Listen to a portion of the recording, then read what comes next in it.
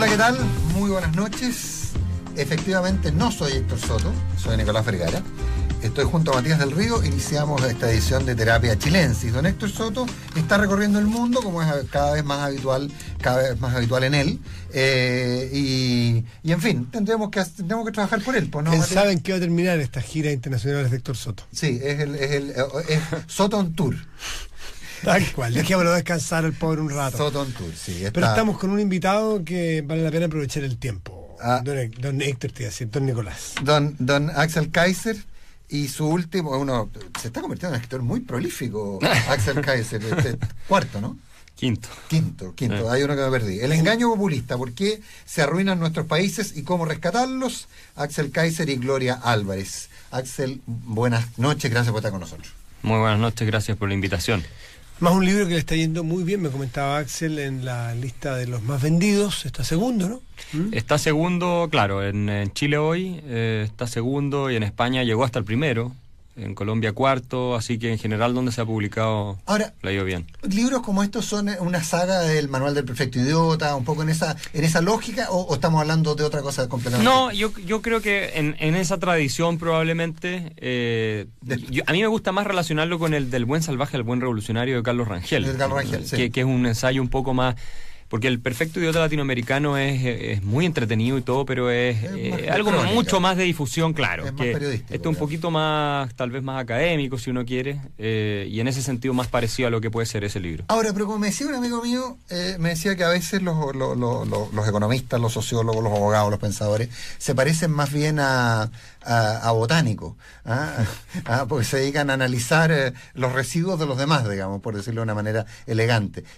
Aquí estamos hablando de autopsia, en términos de decir por qué pasaron estas cosas y qué tonteras se hicieron, o cómo se podrían evitar esas tonteras. No, mira, tratamos de darle un enfoque un poco más, no quiero decir original porque suena un poco soberbio decir original, pero sí, claro, sí novedoso, en el sentido de explicar el populismo a partir de sus fundamentos intelectuales y culturales, o sea, el rol que juegan los profesores universitarios, las ideas en general, las ideologías, en que ciertas corrientes de pensamiento favorezcan el surgimiento de este tipo de líderes. ¿Te fijas? O sea, por ejemplo, un ejemplo que yo encontré que me pareció muy, muy interesante, cuando tú pones en la Stanford Encyclopedia of Philosophy de la Universidad de Stanford y pones Latin American Philosophy, una de las cosas que destaca la Universidad de Stanford de la filosofía latinoamericana es el marcado carácter marxista por sobre cualquier otra región del mundo, o sea, la filosofía es marxista. Y eso es cuantitativo en términos de cantidad, no es cualitativo. Es cuantitativo, claro. Y hablan de la importancia de Gramsci y todo eso,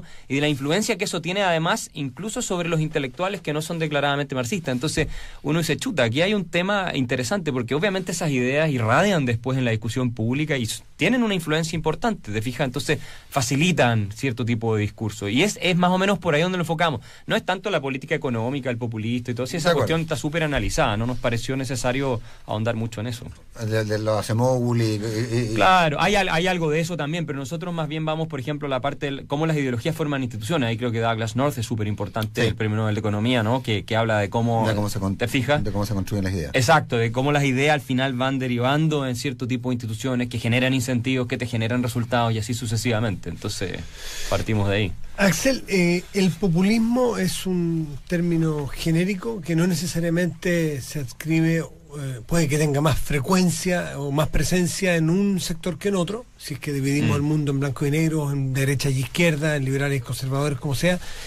El populismo es un fenómeno, insisto, transversal que puede darse en la derecha o en la izquierda, pero tú ustedes en este libro con Gloria Álvarez, al menos por la portada te concentras. Sí, claro, deciden enfocarse en el populismo de izquierda, sí, y latinoamericano. Iberoamericano. Porque está Podemos. Primero, ¿es cierto que el populismo, ya que tú lo has estudiado desde sus raíces, sus bases, es transversal? Uno, y dos, ¿por qué te enfocaste en la izquierda? ¿Viene otro de derecha después, otro libro?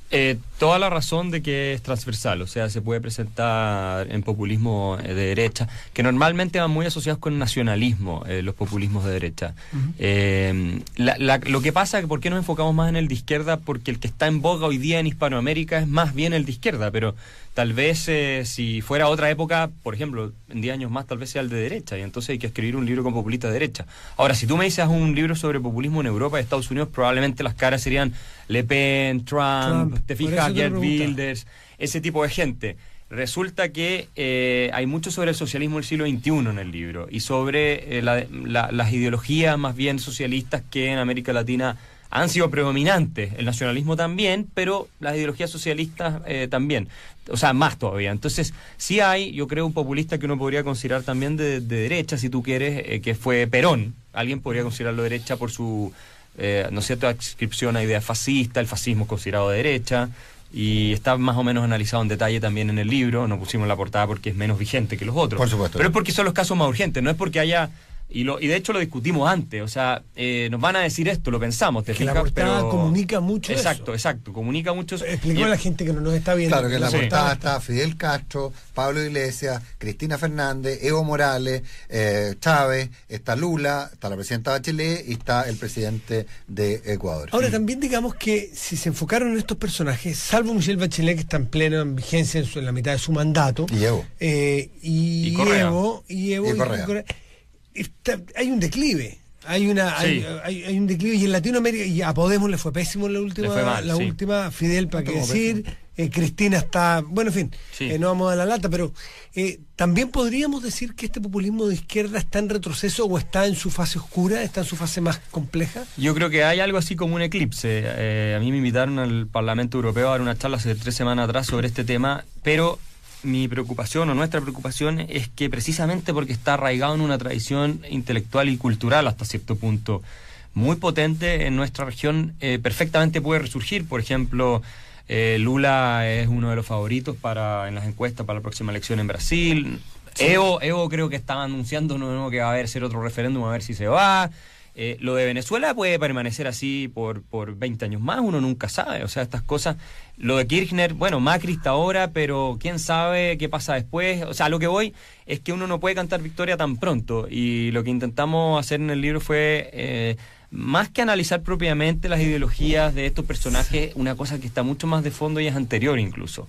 Obviamente tomamos el caso del Foro de Sao Paulo y estas ideas, pero no hay nada nuevo bajo el sol, en verdad. ¿Qué tiene en común Michelle Bachelet con Fidel Castro?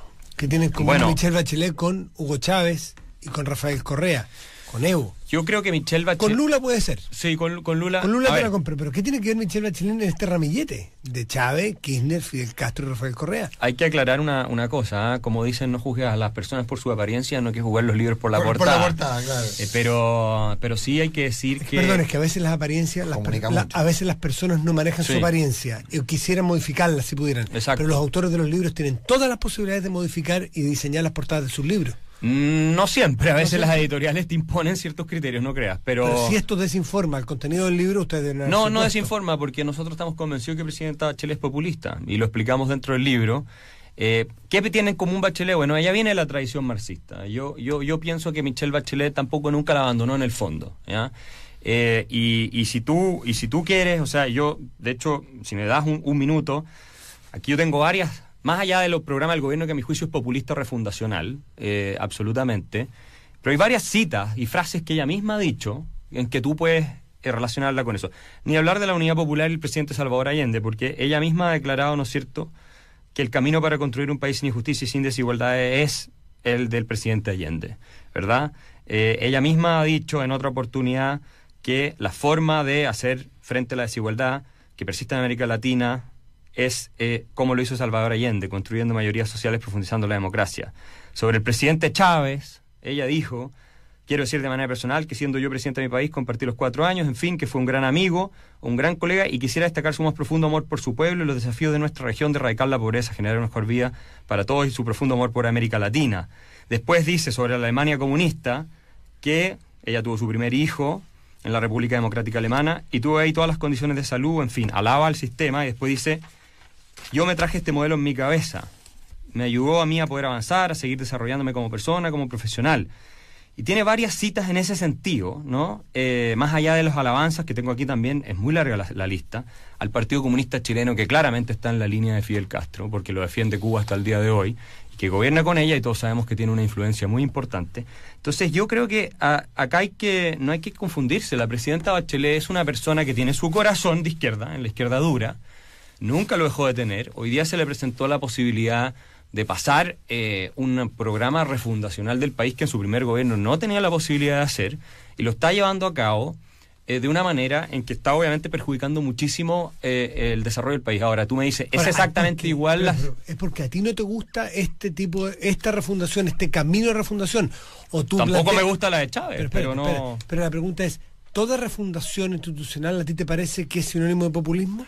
Cuando tú tienes un país que está con sus mejores indicadores históricos, en todos los sentidos, y tú vienes a plantear un antes y un después con una retórica de poderosos, de abusadores versus abusados, de que el sistema neoliberal es el gran problema del país, de que la desigualdad, que ha venido disminuyendo según los indicadores serios, es una cosa espantosa como nunca ha sido en la historia, y propones una nueva constitución sin haber crisis institucional a través de asamblea constituyente que la misma presidenta no descartó al principio, tú estás siendo populista.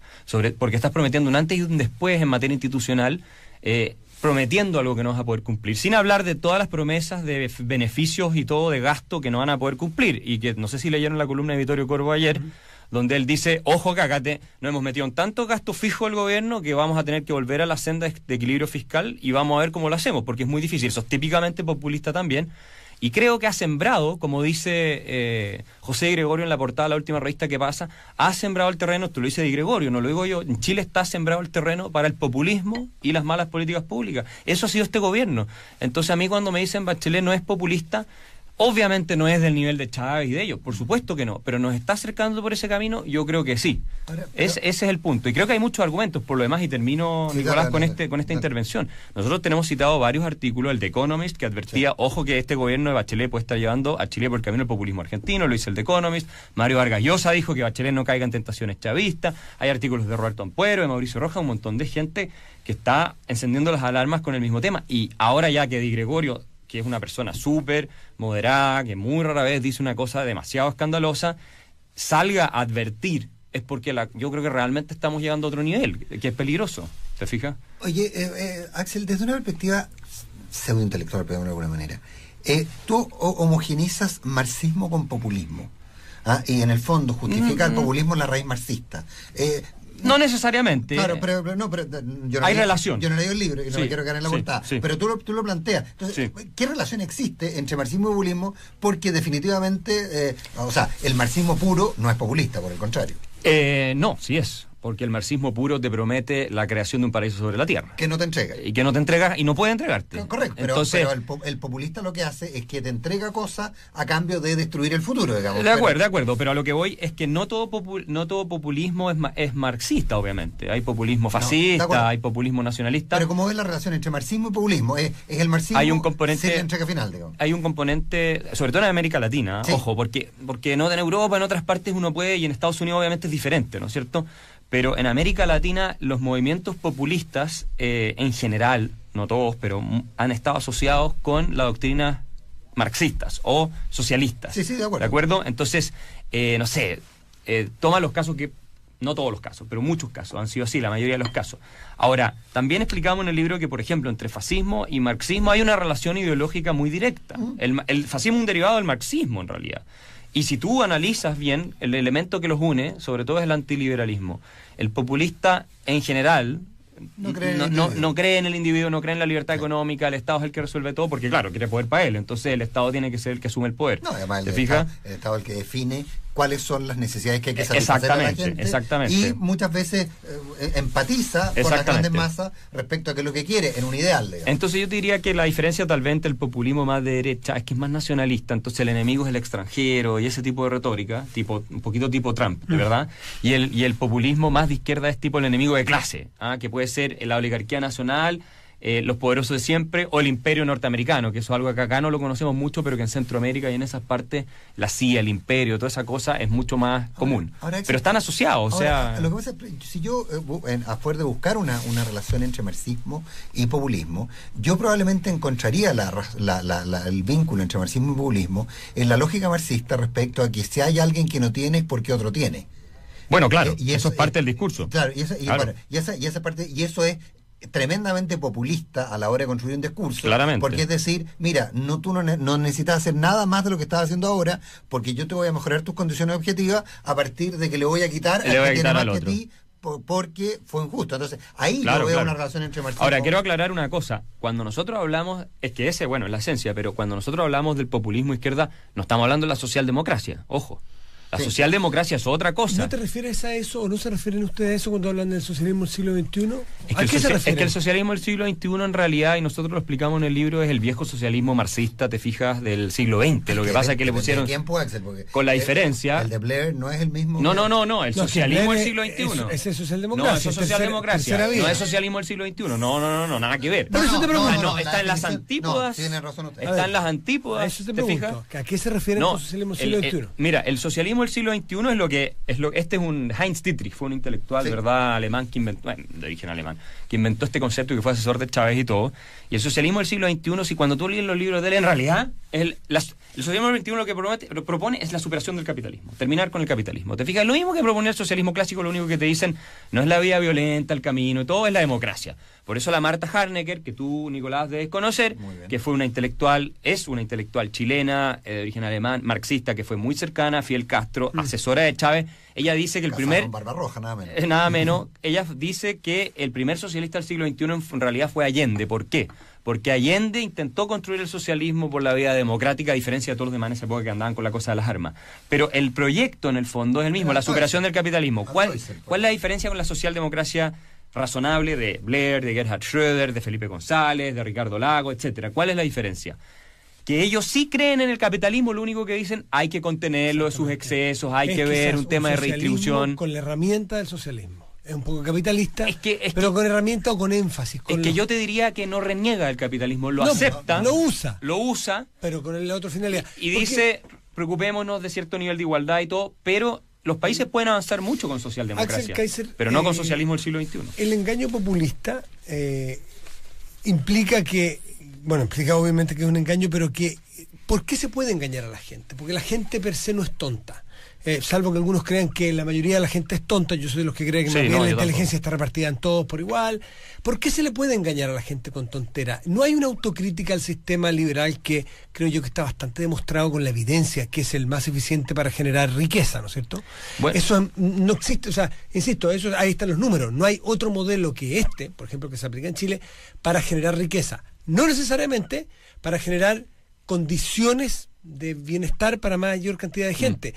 Porque es muy raro que en un país que tú dices estaba con los mejores índices, Chile, con los mejores índices históricos, con el mejor rendimiento de su economía, con su mejor índice de eficiencia de toda su historia, porque entonces había espacio y caldo de cultivo para poder generar este populismo que tú dices. ¿La gente es tonta? No, en el tercer capítulo intentamos explicar eso y es el poder de las ideas al final y de la retórica. Hay varios estudios por ejemplo, Daniel Kahneman de Princeton, que se ha dedicado a la psicología, ¿no es cierto?, experimental, de Steven Pinker en Harvard, y todos te explican una cosa, que nosotros tenemos dos sistemas en el cerebro, el sistema 1 y el sistema 2. El sistema 1 es el emocional, el sistema 2 es el más racional, ¿no? El sistema 1 es el que funciona casi siempre porque requiere menos energía y todo.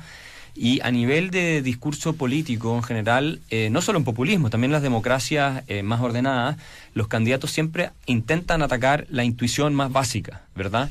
Y no es que tú seas tonto, sino que te ganan por el lado emocional muchas veces. Por ejemplo, y Pinker habla de esto, siempre que haya una disyuntiva entre elegir a los ricos o al pobre, en alguna discusión, la tendencia natural e instintiva del ser humano es irse con el pobre. Sí. Entonces es más fácil decirle vamos a quitar al rico y darle al pobre, que decir no, tenemos que generar condiciones de inversión. Todo eso requiere un poco más de esfuerzo. Entonces, lo que pasa es que en general el actor político explota esa parte porque le sale mucho más fácil y rentable. Y de hecho Pinker, por ejemplo, dice una de las maneras de contener el populismo es educando muy bien a la gente, dándoles herramientas para que entiendan, por ejemplo, principios básicos de economía, para que entiendan cosas así. De lo contrario, tú quedas un poco expuesto. Y también Brian Kaplan, que tiene un libro importante que se llama The Myth of the Rational Voter, el mito del votante racional, donde dice, la gente vota por razones emocionales y por sentirse bien con lo que están votando. Entonces, pero a la hora de decidir en tu vida, tú sí eres muy inteligente. Entonces eso sí.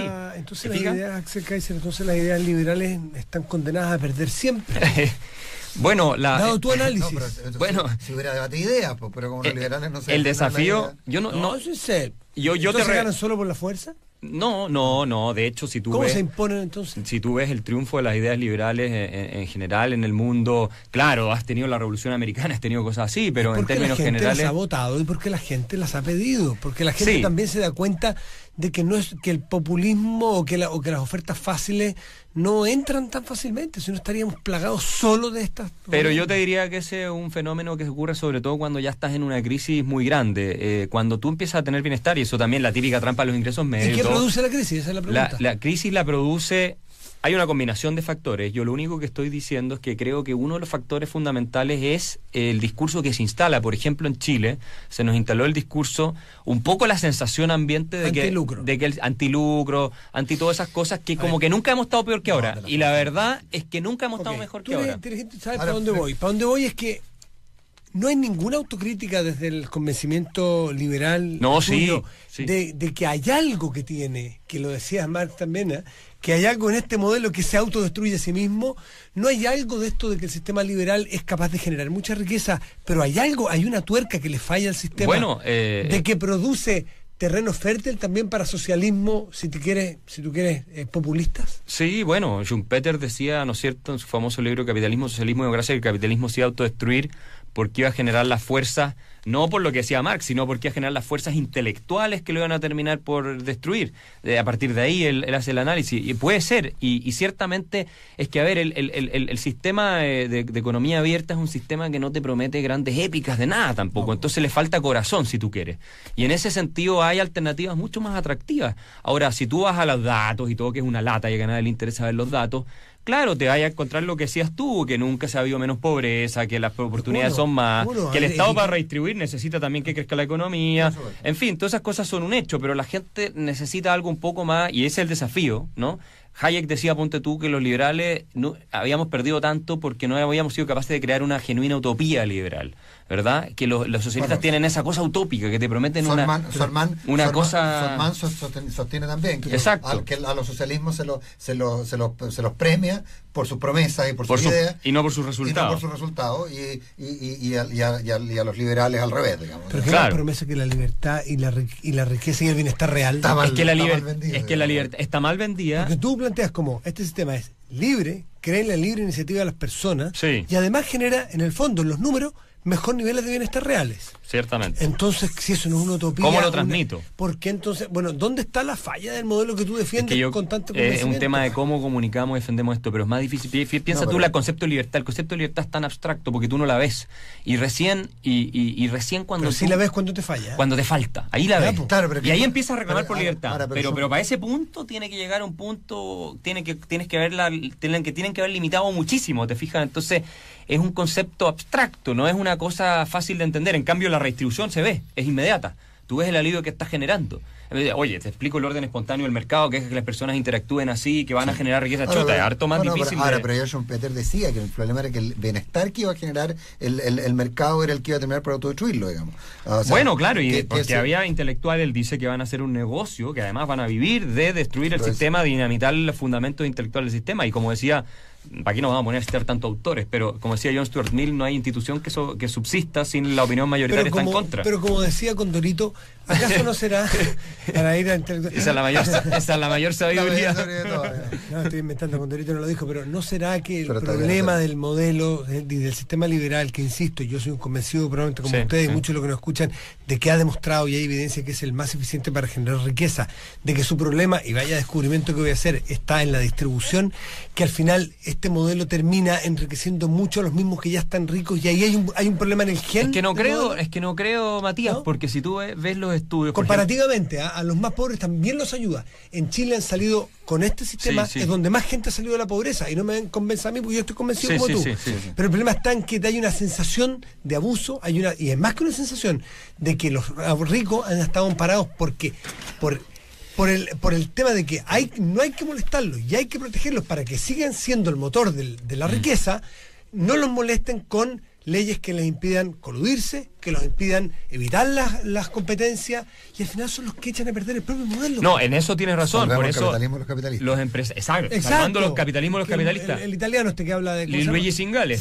Tienes toda la razón. O sea, los grandes intereses económicos, la gente muchas veces dice, no, es que el liberalismo beneficia a los ricos. La verdad es que a los grandes intereses económicos les conviene cerrar el mercado, capturar el poder político, coludirse, todo eso. Eso es lo que buscan, lo dice Adam Smith incluso. Sí, entonces, claro. hay una... Los grandes empresarios no creen mucho en la libertad, entonces. Yo creo, a ver, más que en el resto de América Latina tal vez sí, que los niveles son otros, pero muchos probablemente no. Muchos prefieren, ¿no es cierto?, la cosa cerrada para que no les entre competencia, la regulación. Pero no la permiten. No les gusta, a muchos yo creo que no les gusta la competencia, obviamente, y tú apenas ves, por ejemplo, el tema, no sé, el acero chino, entonces ya empiezan que salvaguarda, que la cuestión, ¿te fijáis? Y a mí me parece inaceptable, porque yo creo en la libre competencia y en el mercado, obviamente, también internacionalmente abierto. Entonces, el liberalismo, yo creo, claro, se le achacan esas cosas, pero es interesante porque es contrario a lo que el liberalismo propone. El liberalismo propone competencia, cancha pareja para todos, en ese sentido, te fijas, y que de ahí gane el más mejor, como decimos. Y eso es algo que a los grandes intereses a muchos no les conviene, porque a ellos les conviene cerrar la cuestión para ir bien así. Pero ahí entramos a otro sistema que es más, como dice Zingales, de tipo corporativista, donde las lucas no te las ganáis porque eres el más competitivo y el eficiente, sino porque tenéis los mejores contactos y porque cerraste el mercado para ti. Pero eso nada que ver con liberalismo. Don Axel Kaiser, 1.000.000 de gracias por haber estado mañana con nosotros. Esta noche, por Dios, estoy pensando en el aula. Estar acostumbrado a levantarte a las 6. 5:30. Muchas gracias. Te dicen mucho Alex, ¿o no? Muchísimo. Es increíble. Sí, pero todo el mundo... pero por lo menos es parecido. A mí me dicen Felipe. ¿Por qué? No tengo idea. Felipe del Río. Pero bueno, pero no es tema para ahora. Pero un porcentaje importante de gente. A mí yo muchas veces recibo unas llamadas para Nicolás Velasco. No, es que tú tienes doble personalidad, que si ya no es nuestro problema. Y doble identidad.